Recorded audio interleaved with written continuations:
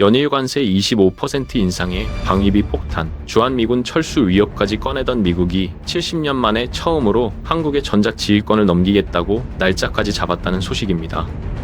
그것도 핵 추진 잠수함 건조 승인의 핵무장 가능성까지 열어주면서 말이죠. 한국을 압박하던 미국이 왜 갑자기 이렇게까지 풀어주는 걸까요? 그런데 이 소식에 가장 크게 놀란 건 한국이 아닙니다. 중국입니다. 미국 전략국제문제연구소 CSIS 보고서에 따르면 중국은 한국의 핵무장을 막기 위해 미사일 공격까지 검토할 수 있다는 분석이 나왔는데요. 지금 동북아시아에서 도대체 무슨 일이 벌어지고 있는 건지 오늘 하나씩 정리해드리겠습니다. 먼저 전시작전 통제권부터 이야기해야 합니다. 이게 뭔지 잘 모르는 분들이 많을 텐데요. 쉽게 설명하면 이렇습니다. 지금 한국군은 평소에는 한국 합참의장이 지휘합니다. 그런데 전쟁이 나면 지휘봉이 미군 장성에게 넘어가요. 한미연합사령관이라는 직책인데 이건 항상 미군 사성 장군이 맡고 있습니다. 여러분이 회사 사장이라고 생각해보세요. 평소에는 내가 회사를 운영하는데 비상사태가 터지면 갑자기 외국인 임원이 와서 의사결정을 다 하는 겁니다. 내 회사인데 말이죠. 이게 1950년 한국전쟁 때 이승만 대통령이 작전 지휘권을 유엔군에 넘긴 이후로 70년 넘게 이어지고 있는 구조입니다. 1994년에 평시 작전 통제권은 돌려받았지만 전시 작전 통제권은 아직도 못 돌려받고 있었습니다. 노무현 정부 때 2012년으로 잡았다가 이명박 정부 때 2015년으로 미뤘고 박근혜 정부 때는 아예 시기를 못 박지 않고 조건 충족하면 하겠다고 무기한 연기해버렸어요. 20년 넘게 미뤄진 숙제라는 뜻입니다. 그런데 여기서 반전이 있습니다. 군 소식통에 따르면 한미 양국이 올해 10월 워싱턴에서 열리는 제58차 한미안보협의회에서 전작권 전환 목표 연도를 2028년으로 제시할 것이라고 전해지고 있습니다. 20년간 미루던 전작권이 갑자기 구체적인 시점을 잡은 건데요. 안규백 국방부 장관은 지난 2월 22일 평가회의에서 2026년을 전작권 회복의 원년으로 삼아야 한다고 공개적으로 선언했습니다. 올해 4월에 전작권 회복 로드맵을 확정하고 10월에 완전 운용 능력 검증을 마친 뒤 2027년에 최종 단계인 완전 임무 수행 능력 평가를 거쳐 2028년에 전환하겠다는 구체적인 일정표까지 나온 겁니다.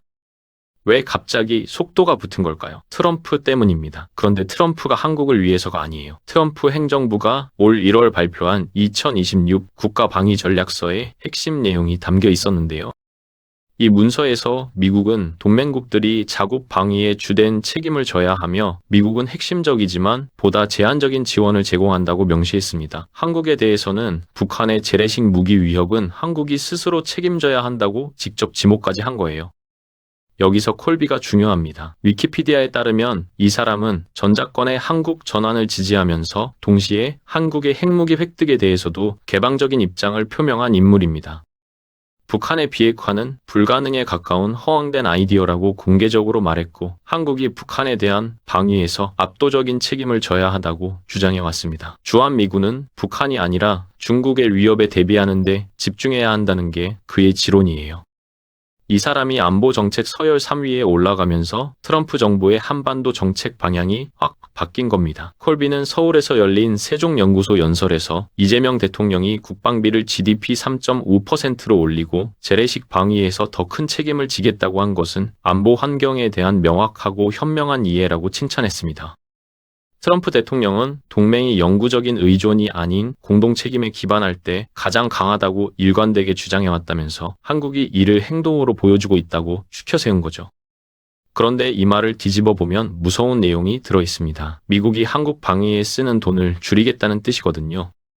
지금 주한미군 28,500명이 한반도에 주둔하고 있는데 이 병력의 상당 부분을 대중국 작전으로 재배치하고 싶다는 게 미국의 속내입니다. 한국이 재래식 전력에서 자립하면 미군은 한반도에서 빠져서 인도태평양 전역에 분산할 수 있으니까요. 이게 한국 입장에서 손해일까요? 여기서 생각이 갈리는데요. 겉으로는 미국이 발을 빼는 것처럼 보이지만 한국이 받는 것은 엄청납니다. 전작권을 가져오면 전쟁 시 한국군 사성 장군이 한미연합군 사령관을 맡게 됩니다. 미군이 한국군 장군 지휘 아래 들어가는 거예요. 이건 대한민국 건군 이래 처음 있는 일입니다. 주한미군이 철수하는 게 아니라 지휘 구조가 바뀌는 건데 미래연합사령부에서 사령관은 한국군 대장, 부사령관은 미군 대장이 맡는 구조로 이미 합의가 되어 있습니다.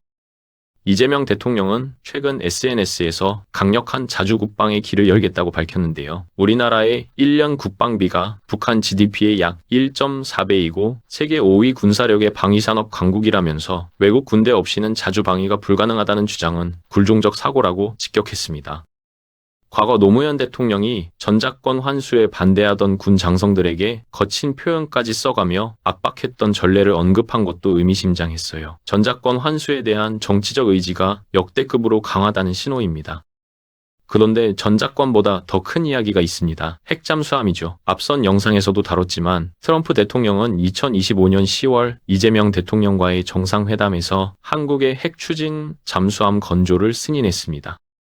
한화가 소유한 필라델피아 조선소에서 건조하겠다는 건데 호주에 적용한 것과 같은 원자력법 예외 조항을 만들어서 핵연료를 공급하기로 한 겁니다. 국가안보실의 위성락 실장이 워싱턴에서 루비오 국무장관, 크리스 라이트 에너지 장관과 만나 잠수함 협력, 우라늄 농축, 사용 후 핵연료 재처리까지 실무적이고 심도 있는 논의를 했다고 직접 밝혔습니다. 이재명 대통령은 정상회담에서 디젤 잠수함의 제한된 수중 작전 범위로는 북한과 중국 측 잠수함을 추적하는 데 한계가 있다고 솔직하게 말했는데요. 한국 대통령이 공식 석상에서 중국을 잠재적 군사 위협으로 언급한 건 이례적인 일이었습니다. 핵잠수함이면 몇 달간 물속에서 작전이 가능하니까 완전히 다른 차원의 전력이 되는 거죠. 미 해군 작전사령관 코들 대장은 한국 핵잠수함의 대중국 작전 활용을 공개적으로 기대한다고까지 말했습니다. 자, 여기까지만 해도 엄청난 변화인데요. 그런데 진짜 주변국들이 소름 돋게 긴장하는 건 따로 있습니다. 바로 핵무장 가능성입니다. 이게 더 이상 상상 속의 이야기가 아니게 되었거든요.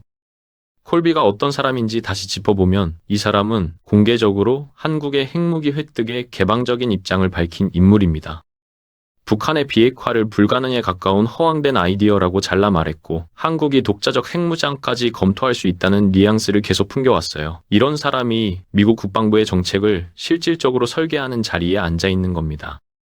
미국 학술 매체 저스트 시큐리티는 올해 2월 10일자 기사에서 2026년에 한국과 사우디아라비아가 핵무기를 만들 수 있는 기술적 수단과 정치적 동기를 갖추는 방향으로 움직일 것이라고 전망했습니다. 트럼프 행정부가 수십 년간 유지해온 우라늄 농축과 재처리 기술의 확산 방지 정책을 느슨하게 풀고 있어서 핵무장의 문턱이 낮아지고 있다는 분석인데요.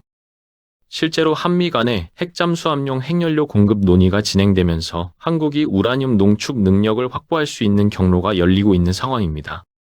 미국 전략국제문제연구소 CSIS는 한국 핵무장에 대한 중국의 시각이라는 보고서에서 충격적인 내용을 담았는데요. 만약 한국이 핵무기를 개발하면 중국은 이를 막기 위해 미사일 공격을 포함한 극단적인 조치를 취할 수 있다고 분석한 겁니다. 중국이 그런 결정을 내리는 이유는 사전에 계획이 있어서가 아니라 오히려 계획이 없기 때문에 기습당한 중국 지도부가 즉각적으로 반응할 것이라는 논리였습니다. 그런데 재미있는 건 중국 학자들이 한국의 핵무장 가능성을 낮게 보고 있다는 점이에요. 미국의 확장 억제력, 쉽게 말해 해구산이 한국을 묶어놓고 있다고 판단하는 거죠. 그런데 바로 그 해구산의 신뢰도를 트럼프가 스스로 깎아내리고 있는 겁니다. 2026 국가방위전략서에서 확장 억제라는 표현 자체가 빠져버렸거든요. 원자력 과학자 회보는 이를 두고 워싱턴이 공개적으로 자국의 지원을 보다 제한적이라고 규정하는 순간 두 가지 질문이 따라온다고 지적했습니다. 첫째는 그러면 미국의 역할이 정확히 뭐냐? 둘째는 한국이 스스로 핵을 가져야 하는 것 아니냐는 질문이에요. 중국도 이걸 감지하고 있습니다. 사우스 차이나 모닝포스트는 올해 1월 기사에서 한반도 군비 경쟁이 가열되고 있으며 중국이 2026년에 어떻게 대응할 것인지가 핵심이라고 보도했는데요. 한국이 미국과 더 가깝게 밀착하면서 핵잠수함 건조를 추진하고 동맹의 현대화를 진행하는 것이 중국의 안보 환경을 근본적으로 바꾸고 있다고 분석한 겁니다. 중국 외교부는 올해 NPT 검토회의를 앞두고 발표한 문서에서 핵전쟁의 최우승자는 없다면서 핵무기 선사용 불가를 강조했고 핵무기의 완전한 금지를 주장했습니다. 그런데 흥미로운 점이 있어요.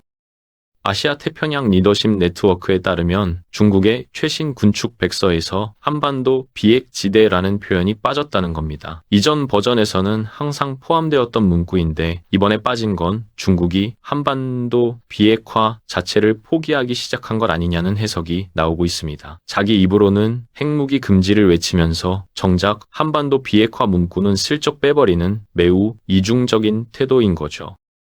한국이 핵무장을 하면 중국에게 왜 이렇게 치명적인 걸까요? 한국은 이미 현무마이셸스-5 탄도미사일을 공개했는데 이 미사일의 사거리면 중국 전역을 커버할 수 있습니다. 여기에 핵탄두가 올라가면 이야기가 완전히 달라지는 거예요. 게다가 한국은 핵무기를 보유하지 않으면서도 잠수함 발사 탄도미사일 SLBM을 독자 개발한 세계 유일의 나라입니다. 원전 26기를 운용하면서 사용 핵연료에서 플루토늄을 추출할 수 있는 기술력까지 갖추고 있어요. 허락 사인만 떨어지면 1년 이내에 핵무기를 만들 수 있다는 게 국제 전문가들의 공통된 분석입니다. 중국이 진짜 두려워하는 시나리오는 이겁니다. 중국이 대만을 침공할 때 북한을 사주해서 한국을 동시에 공격하게 하면 미국과 동맹의 힘을 분산시킬 수 있는데요. 그런데 한국이 핵을 보유하면 이 전략이 무력화됩니다. 북한이 핵 보유국인 한국을 쉽게 공격할 수 없게 되고 러시아도 중국을 돕는 데 부담을 느끼게 되거든요. 한국의 핵무장 하나가 중국의 대만 침공 시나리오 전체를 흔들 수 있는 거죠.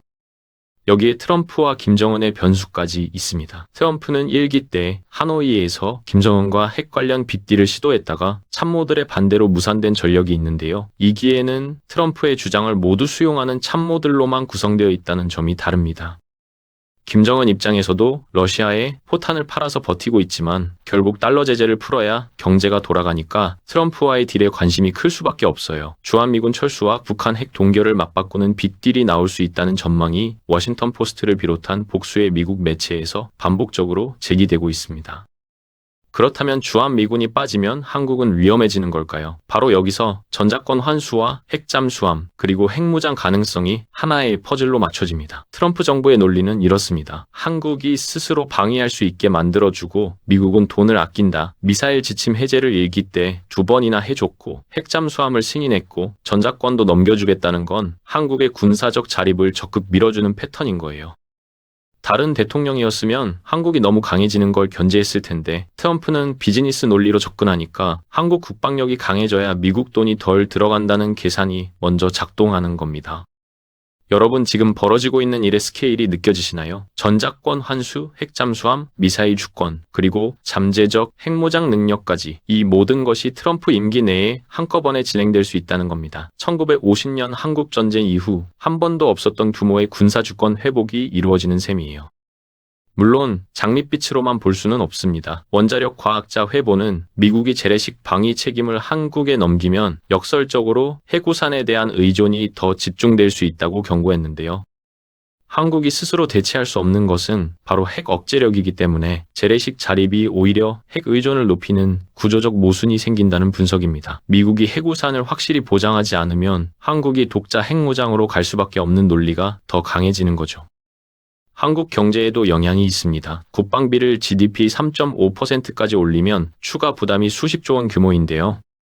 이 돈은 결국 세금이나 국채에서 나와야 합니다. 여러분의 부동산 대출 금리, 세금 부담에 직접 닿는 이야기예요. 그런데 반대로 방산 수출이 폭발적으로 늘어나고 핵잠수함 건조 같은 거대 프로젝트가 진행되면 조선 철강, 원자력 관련 산업에 수십조 원 규모의 투자가 발생하니까 경제적으로 플러스가 될 수도 있습니다.